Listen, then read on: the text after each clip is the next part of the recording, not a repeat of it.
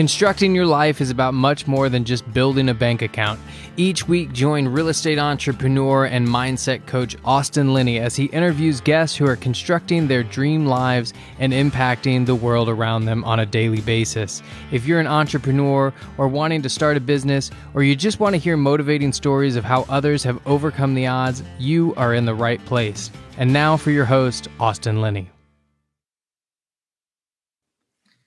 Guys, welcome back to Construct Your Life. This is Austin Linney here. We have the pleasure of having Mr. Justin Donald here. How are you doing, sir? I'm doing great. Happy to be here. Thanks for having me on your show, Austin. No, I appreciate it. Thank you, Matthew Tefke, for the intro. And what I like to do on my show is I like to let my guests tell their story and start their story where they want to, and then we kind of go from there. So I'll let you take it away. Oh, fun. Well, I feel like there's, infinite directions I could go in. I had a real nice upbringing as a child, parents that loved me tremendously and worked hard and were good role models. So I feel very, very privileged to be able to say that about my family. I started working at a really young age in 7th grade. I actually remember the conversation with my mom. And I said, "Hey, Mom, can I get some money?" And at that time I was, getting an allowance, doing chores around the house. And she's like, "Hey, I'm not going to be your bank. So, if you want money, go get a job." So I was like, "Oh, I didn't even know that I should be thinking about that." I'm a 7th grader. So I got started early, and I took, there aren't a whole lot of options when you're in 7th grade to work. So I took an opportunity where I was paid 100% on commission to sell newspaper subscriptions door to door. And at that point in my life, I was very shy. I was very awkward, probably. I definitely was very low in confidence, but let me assure you, I was horrible at it. All right. I mean, I was just awful. And the person that was running this crew, he wasn't trying to help build great salespeople. He just dropped people off, picked them up. I mean, this is back in a time, I guess, where that's normal. Today, I don't know if you could do that or if people would feel so comfortable about it. But, I was doing this in 7th grade, and you get no's said to you enough times, and eventually you just become kind of numb to it. So it kind of just stopped being something that I took personally. And it was one of the greatest, resources or greatest discoveries I ever made, is that it has nothing to do with me, everything to do with them. And once I got past that, I actually got good at selling newspaper subscriptions, and did that from my 7th grade year all the way through the time that I was done with high school. And that actually was my first entrepreneurial experience, because I started building my own crew as I actually got good at selling these subscriptions to people that didn't even want them, to, like, in some cases, garbage newspapers, and so my boss is like, you've got to start training people, create a script, write it down, we'll laminate it, we'll put it on these clipboards. And so we did. I built a crew, and that really helped me earn some great income while I was a high school, middle school, and especially once I got to high school and I actually got really good at it. So yeah, that was kind of, the early years for me. I love that. Dude, the universe is crazy. I just got off the Zoom call with one of my friends, and I sent his son, Rich Dad, Poor Dad. He's in 10th grade, and he's in an entrepreneurship school. And I just told him his idea, but I gave him a better one. And he was like, "Oh, man." And he's like, and his dad was like, "You can make this a business now." I just told him I would invest in his business.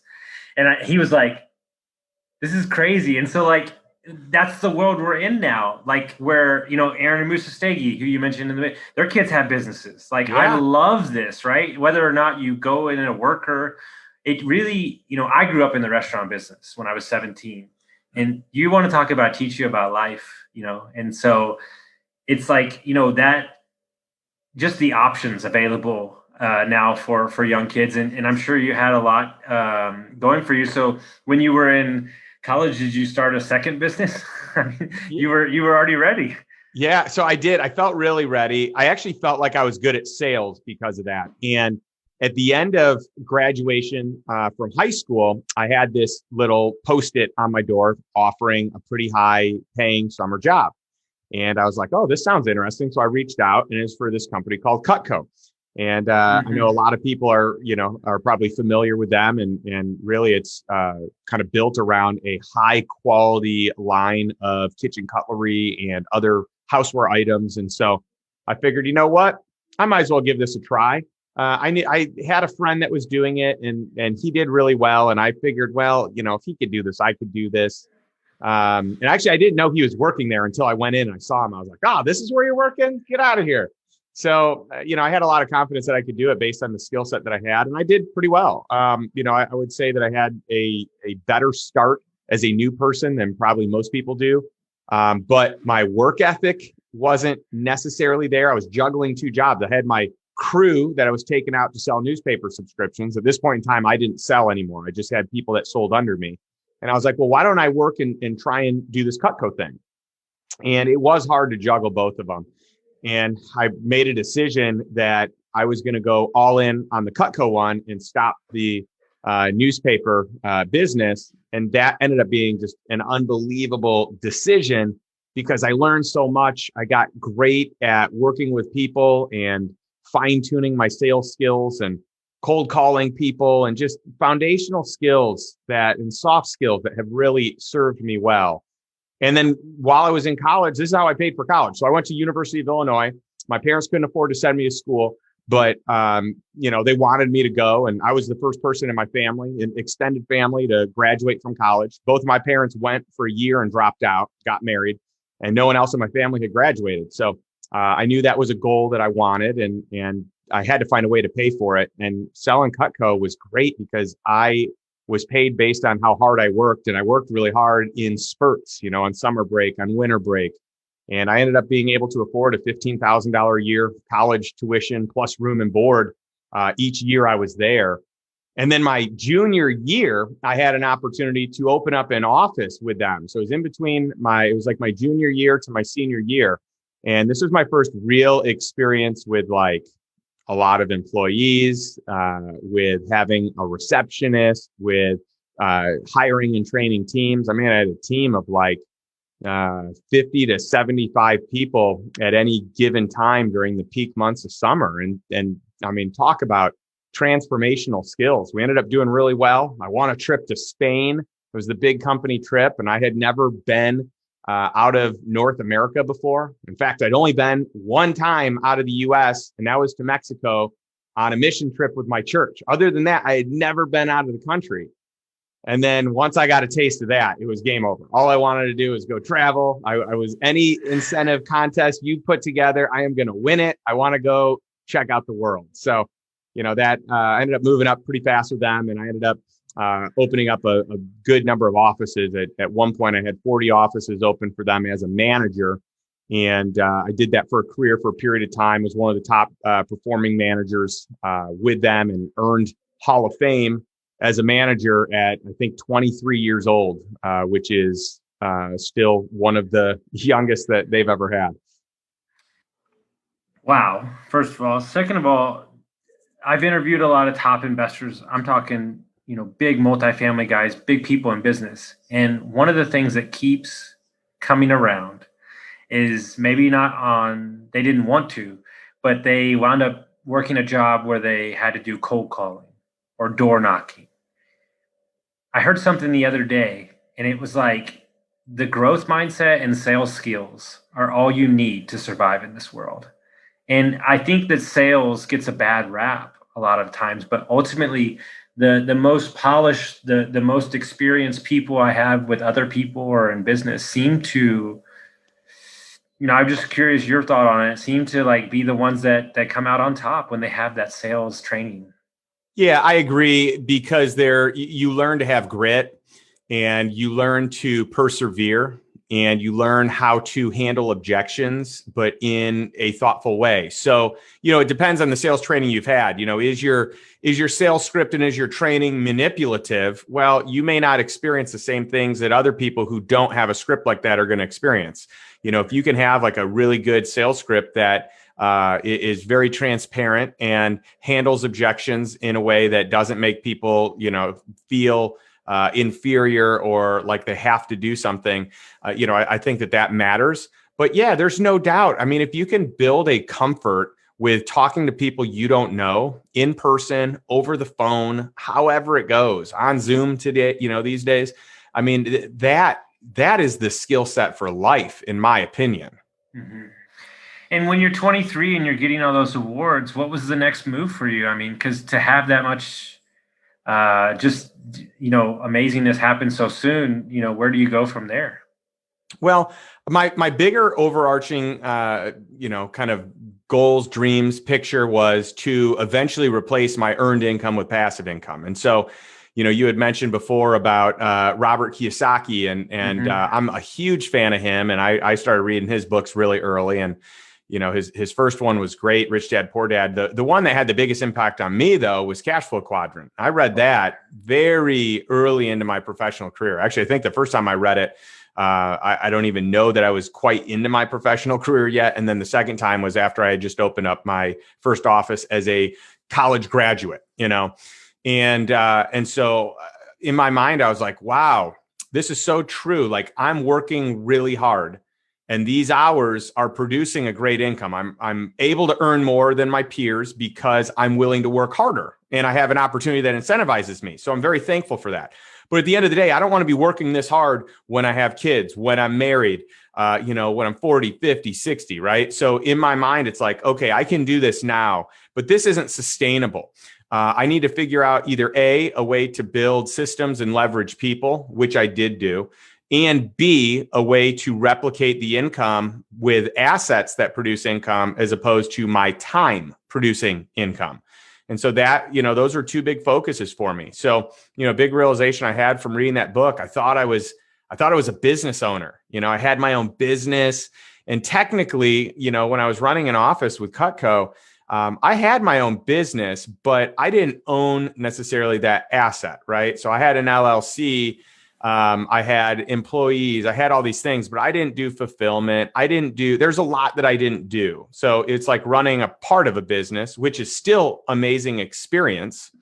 But I realized that, number one, it's just going to require a lot of my time and I need to systematize that.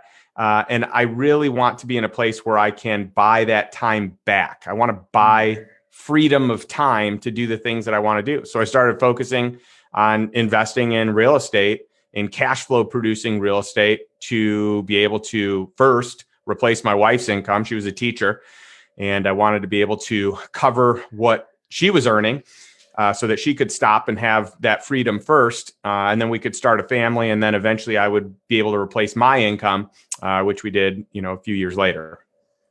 And it's everybody that I've met, and I coach some people that make some good money.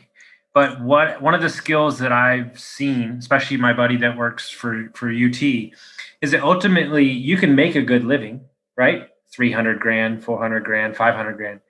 But if you don't own your time, then you don't really own anything.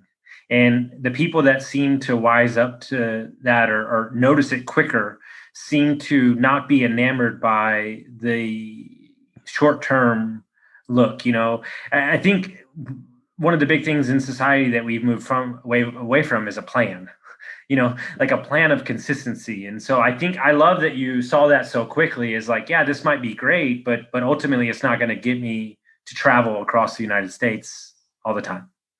Yeah. And you got to be careful, right? A lot of people get, used to the ego that they have or the significance that they have, right? The ego holds them in because they're being recognized, they're being praised. They can use the job title of an entrepreneur or an executive or whatever it is. There's something alluring or enticing or sexy about that, moniker, whatever it is, right? And then you also need to be careful about becoming a slave to the income that you make. And so sometimes it's a combination of both. Maybe, ego's tied in because you want that significance and you want to be able to tell people you work for XYZ company or you started your own business. But then there's also the income that you're earning where if you left it or if you did something else, your quality of life might shift. So it's hard to make that move. Most people, I think they become a slave to the income that they make, whether they're an entrepreneur or whether they work for someone else. there's comfort in knowing what it's supposed to look like or what it has looked like. And when you don't change it, it's a little more automatic. But I also find that in those situations, for me at least, life can get a little more stale. And so I don't want to be boxed into that. I actually want some of the thrill and some of the adventure that, comes from taking a step out of my comfort zone and trying something new and learning something new.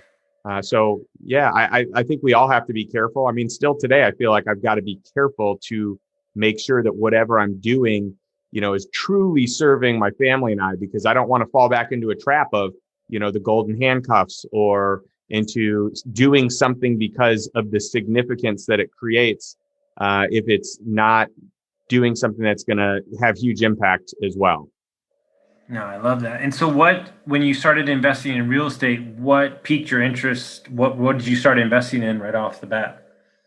Well, I thought I was going to start. I mean, technically, my first investment was in my own condo, and I turned that into my first rental because right when I bought it, I had an opportunity to kind of get promoted in Cutco from running one office to having 3 states that I oversaw. So I was like, all right, well, I got to take this opportunity. But the problem is I bought my place, and then instead of selling it in the hottest market that existed at that time, I decided not to do that, to rent and to have negative cash flow and then have the market crash on top of it.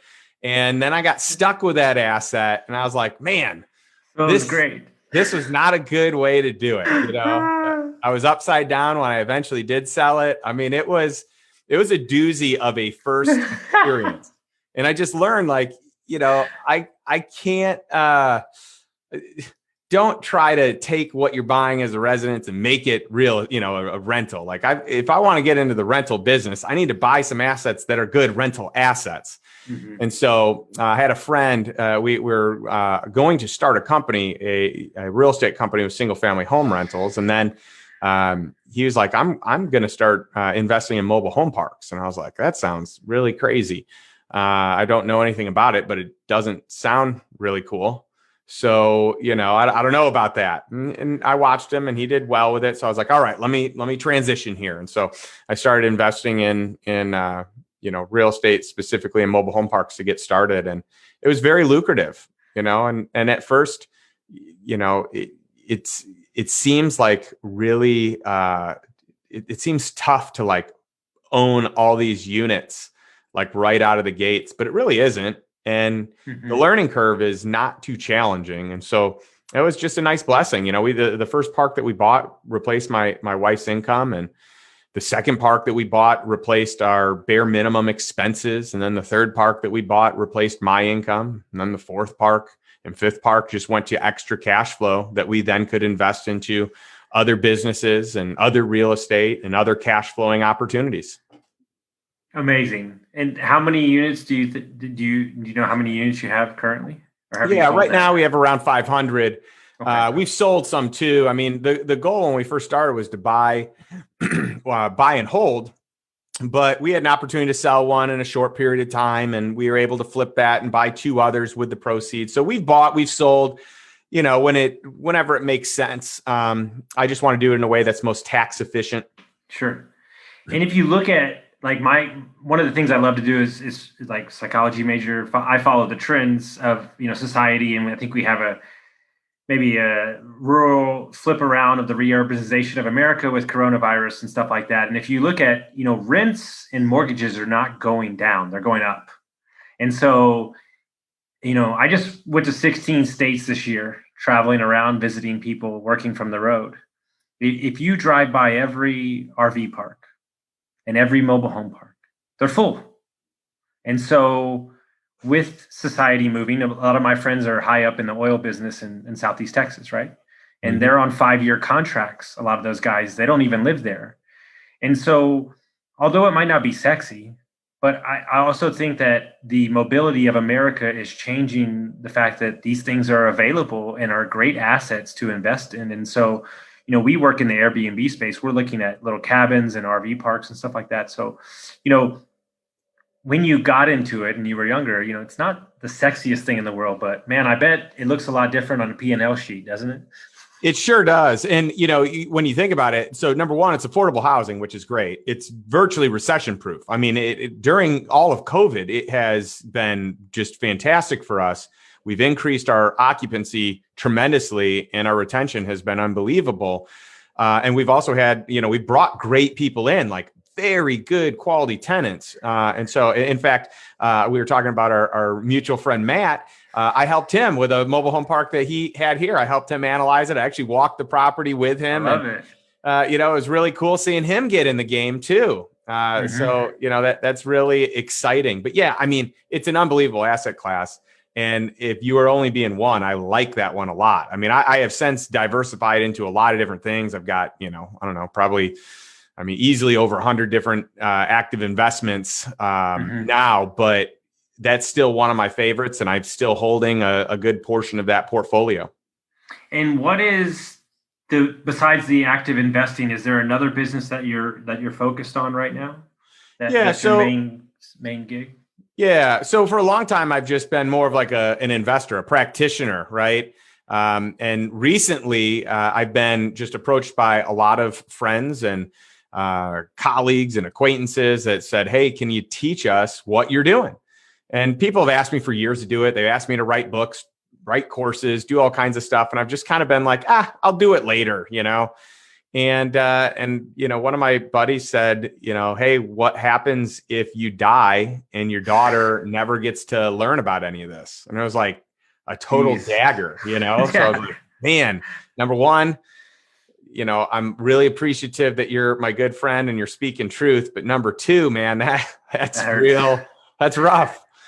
But, I'm thankful for that because I literally started writing my book days later, and I've just finished it. It's going to come out here on January 12th, and I'm excited about it. So the new business is all built around the book and the brand of the lifestyle investor, which is my take on a way to live an amazing life, and a life that is by your design, not by someone else's design, not reacting to the world, but being proactive and being able to live off of the passive income of your investments and have true financial independence and freedom to do what you want and with the people that you love and care most, that care most about.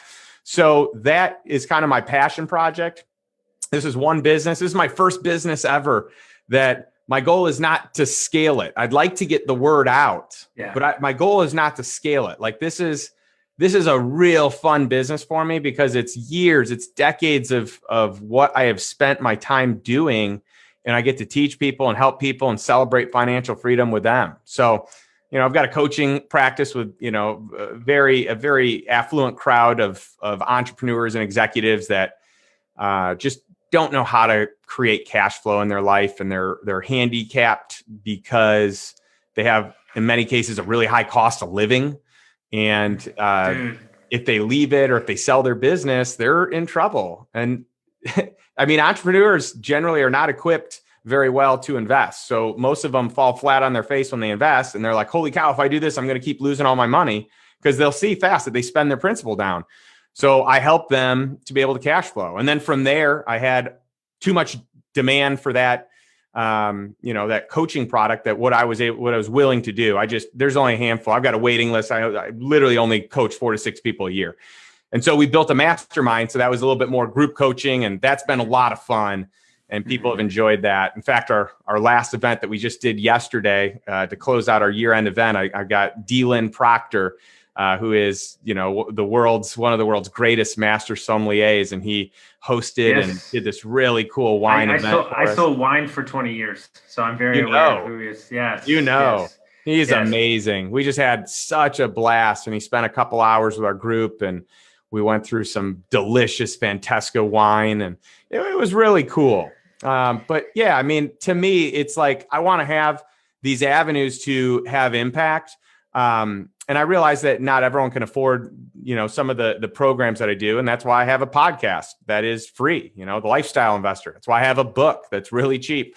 And so, that to me, it's my way of being able to share everything. And by the way, all the proceeds of my book are going to charity. So, and I feel great about that. In fact, I'm talking about how to have freedom in your life. And I actually have just tremendous like passion and excitement for the fact that the money from this book can go towards real freedom that people in this world don't even have, like basic human freedoms, because they are sex trafficked or because, they're a slave in some way, shape, or form. And so, that really is exciting to me. So this podcast was created for this conversation, like, because you are what I talk about on a daily basis, because my big rail right now is too many times we create a business and then build a lifestyle around it instead of creating a lifestyle and building a business around it. And the ultimate issue that people don't understand, right? Everybody wants to get into Airbnb, but they don't understand what it's going to do to their lifestyle. So instead of finding out what they like or what they need, they don't invest that way. They invest in the shiny object syndrome. And what you're teaching and you're coaching is exactly what I talk about and yap about every day, is that you don't need, you don't need to make $10,000 a month.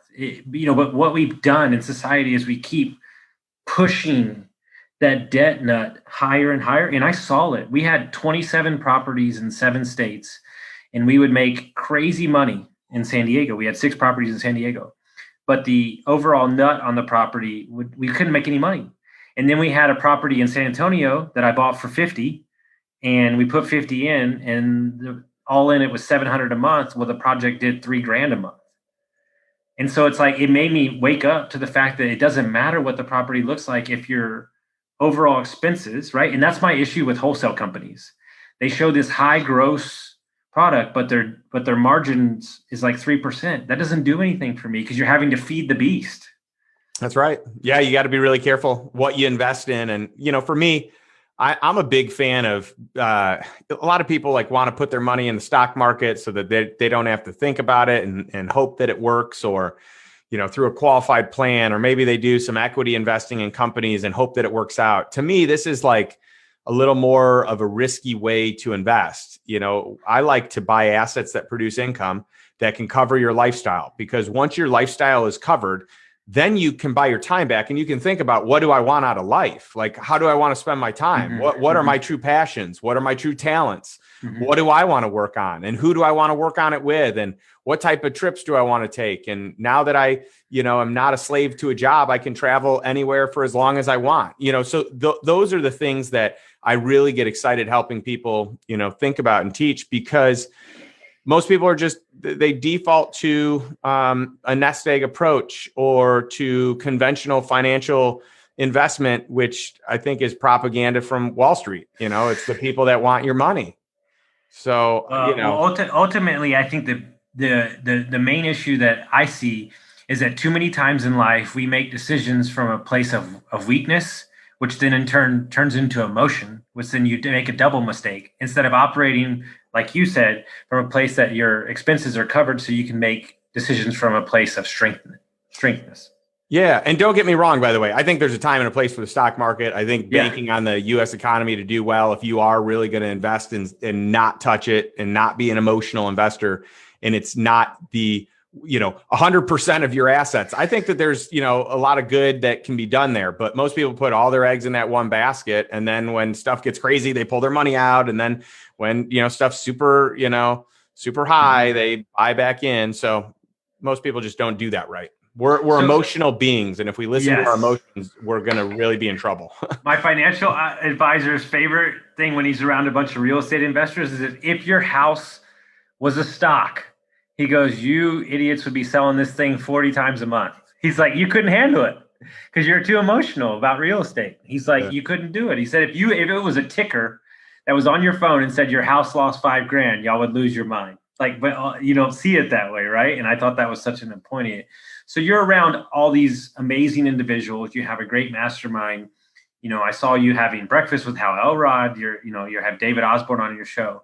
A lot of my audience are young investors or young people getting in the game. What are these gentlemen and these women doing every day that you as a coach see as an overall, factor, if it's 1 or 2 things or 3 things that they're doing every day, that's a must because I believe that daily habits are the true game changer. The research I've done. I'd agree with that. I think the most important thing you can do is feed your mind. I think the education, it's so first and foremost, it's if you think about from a consistency standpoint, what are you doing consistently? You said it, having a routine. So I think it's first like feeding your mind, educating yourself with books and podcasts on the topics that are relevant to get you to where you want to go. So not just entertainment. And I think it's okay to do some entertainment, right? But how about like good quality content that's going to get you from point A to point B? And with regularity, you do that constantly. So I think number one is that be intentional with what you're learning, and that in fact you are learning regularly. Number two, I think it's your peer group. Who are you spending time around? Because they're going to influence the way that you think. They're going to influence the choices that you make. They're going to influence what the status quo is, because their status quo is going to be different than your status quo. So that would be number two. And number three would be get a mentor of some capacity that, in a capacity that has done what it is that you want to do. So don't just get someone that, is a coach. All right. That's great. And it could be a good situation. It might not be a good situation. Find the person that's doing what you want and then have them coach you. And, if they don't know who you are, then get on their radar. A lot of the people that I spend time with today, they had no clue who I was, but I was persistent about asking them to coffee, asking them to lunch, asking them to dinner, to the point that, some people I'd asked many times and they finally caved, and then I always paid, and they're not used to that. They try and pay. And I'm like, no, I got this. I invited you out. I think that goes a long way. You get it. You get it. I've told this story a couple of times. I haven't told it often, but I met Matty A through DMs, super persistent. I asked a question I shouldn't have asked, and he let me know it. He just didn't answer. He's like, you haven't, let's hold off on the advice first. Just let's get to know each other. And then he told me he had 15 minutes. And so I bought a plane ticket and I flew across the country, and I sat down and had coffee with him, and that turned into an hour and a half. And then turned into me building out his platform for his hotel. And, we're friends. We've gone on vacation together. And so ultimately, I think why those things have happened for me, and I feel like you have the same attitude, is I always tell my clients, what if this is the opportunity, right? But to have that optimism and that open mind really allows, I guess, in a metaphysical way, to let the universe pay you back because you believe, right? Yeah. And take the chance. You took the chance buying a ticket. You could have had a delayed flight. He could have truly only met with you for 15 minutes, but you took that opportunity. You took your shot, because what if this was that one time? And it was. It's maybe not the only one time, but it was the most relevant and important and impactful time at that time in your life. That's a great point. I haven't thought about that before. That's awesome. And so ultimately, what is the book? Because I want to talk about the book, because I know it's coming out soon. What is it based around? Kind of the teachings. What are you sharing? Yeah. So the book is, so the name of the book is The Lifestyle Investor, and the subtitle's The 10 Commandments of Cash Flow Investing for Financial Freedom. Well, technically for passive income and financial freedom. Basically what it is it's my criteria for investing, right? What are my 10 commandments or 10 criteria that I look for to invest, to get passive income, to create financial freedom, right? So that's what the book's about. And I have, I've spent a lot of time, going through and figuring out what those are, and how, if someone follows these criteria, how it can help them make good investment decisions. I love it. And I already decided that I'm probably going to buy 20 or 30 copies and give them to all my coaching clients. And then we run a mastermind that we're launching in 2 weeks for Tim Rhodes, One Life Fully Lived. So I'm going to give those to those people too. So, oh, thank you. That's awesome. That's very kind of you. Because this is what matters to me, is I literally don't care how much money you make. I really don't care how much money you make, because if you don't own your life and you don't own your lifestyle, because when we had said properties, I was getting 85 to 120 messages a day. And my ex-wife, my wife at the time, looked at me and she goes, "You look miserable." And I go, "I am fucking miserable." And I had to blow it all up and lose money to realize that I didn't want that. And it was a retooling of my life.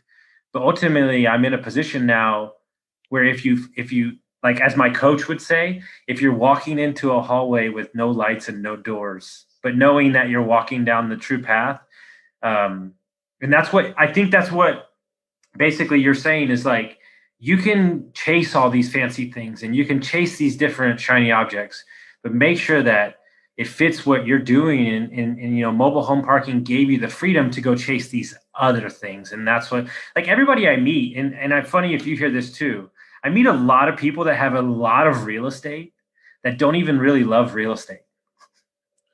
Yeah, you got to be careful because money's a drug. And, the more you have, the more you want. So if money is a means, right? It should be a means. It's a medium of exchange. So if you're using it as a barometer for how much better or worse you are than someone else, I think that doesn't serve you. And just because you have more money doesn't make you better. But I think in our society, a lot of the time, that's the way it is, especially for, like, your alpha male or female. It's like, either look at all the achievements that I have, or look at this prestigious company that I've worked my way up through, or look at all the money and success or toys that I have. And you've got to be careful, in my opinion, to not become a slave to that income that you make. And at the end of the day, when someone is dying, no one says, I wish that I would have bought, one more house, or I wish I would have, bought more toys and had a fancy car. It's always about the relationships. Maybe sometimes it's like, maybe I would have gone out and traveled more and learned about more of the world. But 99% of the time, it's like, I wish I had a better relationship with this person. I'm so thankful for the relationship I have with this person. It's about the people. And so if that can be the focal point, and you can earn in a way that you support, you spending time with the people you care most about, it's going to be amazing. It's going to be a tool to help support what is even greater than the accumulation of money. And then as you get money, the more that you can work that muscle of giving, I think then the easier it becomes to give, and then the more impact it can have. And also the less of a grip money can have on you. Amazing. I'm not going to say anything else because that's perfect. If people want to find out about you, they want to find out the book, how do they do that? Yeah. So my website's justindonald.com. And if you go on there, so there's a couple different options. Number one is, you can go directly, wherever to buy it at, Amazon or wherever. And if you do that there, the proceeds go to charity, or you can go to justindonald.com/free book. And I will give you a book for free. You just pay for shipping. And there are other options on there. I've got a really cool online course that I just built that I'm excited about, that we're literally just rolling out right now, that I have gotten tremendous feedback on, and a bunch of other things. There are a lot of free resources on there that you're welcome to get access to and download. My 10 commandments are there. So feel free to do whatever's best, but would love to have anyone's support and really want to have the ability to impact people with this message of how to invest in a different way than what you probably realize and what most people realize. And number two, how to have impact in a way, A, where you take that to your community, and B, where profits can go to organizations that do good work around the world for buying human freedom and, life. I love it. Guys, if you like this episode, make sure you send it out to your friends, and we appreciate y'all listening. Thank you so much. Cool. Thanks for having me, Austin. This is great.